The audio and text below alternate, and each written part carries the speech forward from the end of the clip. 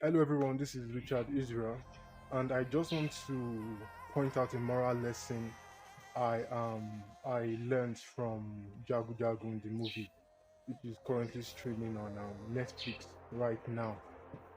I came across some reviews where people where some a review where someone mentioned the fact that he believes Gbotija was quite overpowered, and that was what gave him the leverage he had over Gbogumi, over Ogundiji.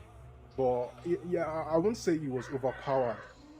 I wouldn't say Botija was overpowered. What I would say is there was a peculiarity to him. Yes, he had a peculiarity, you know, which he explained later on in the movie where he was talking about the fact that everyone in his family, everyone in his family have this inherent ability to talk to what's it called? To talk to trees.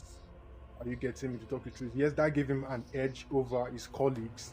I gave him an edge over his colleagues, but it didn't necessarily give him an edge over Bogumi and Ogundiji because when it comes to skill and charms, Bogumi and Ogundiji were very well more skillful, more powerful than he was. But what I believe his edge was the fact that he was humble. Yes, he had humility and he was humble.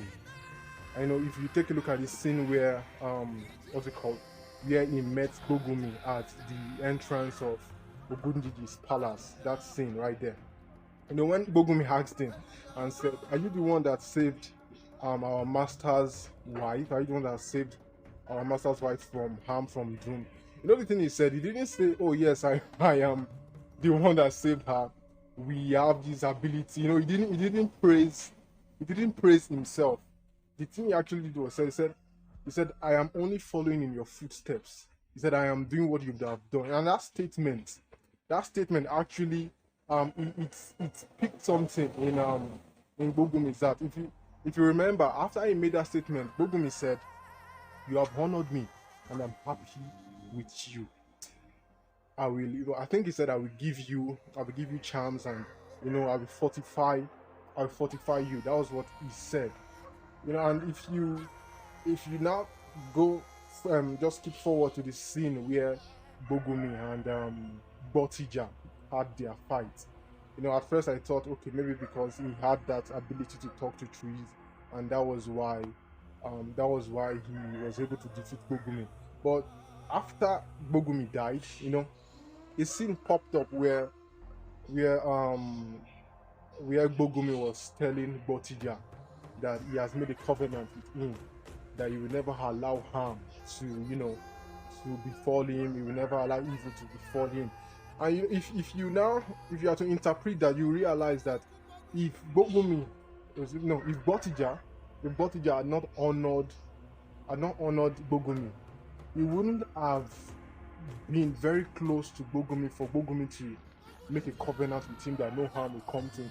So I believe it was the fact that Botija was like his son, was like his son to Bogumi.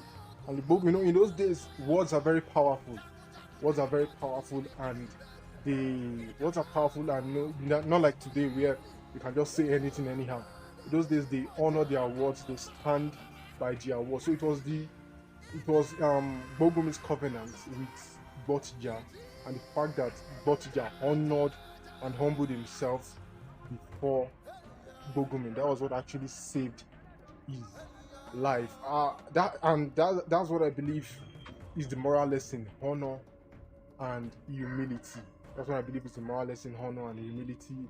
And we shouldn't just, because let's say we have this edge over our colleagues, we shouldn't just mouth it off. We should learn to be humble, not just even before people who are above us and even our colleagues, because Bogumi wasn't even Botija wasn't proud.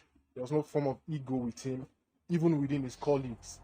And one other thing I would like to add is the fact that I believe there will be a second part to Jagun Jagun. I really believe so, because at the last scene there was a place where Ibrahim Chata met with Yinka Quadri's character at the same entrance. of of what's his name, of Ogundiji, at the entrance of Ogundiji's palace. You know, if you are to look at the way was Ibrahim Chatter's character shouted, I know the way he made that call, there was a form of intensity, there was an energy to that call. There's an energy to that call, and if you are to interpret the depth in which the pain of that call came from, you realize that that character was someone that had a very close relationship to what's it called, to Ogundiji, maybe a very close friend, a childhood friend, or a brother. And I believe if they are to have a second part of Jagu Jagu, that's where the story will come from. You know, where Ibrahim Tata's character, because he was dressed like a powerful person, he was dressed like, I would say, a great hunter. You know, now if they are to have a sequel, a second part to Jagu Jagu, I believe that is where they're going to bring the story from. You know, it will be where Ibrahim Chata's character is trying to, is trying to avenge the death of Ogun. So that's it, guys. And if I missed any moral lesson, do well to give a comment in the comment section and let me know what you think.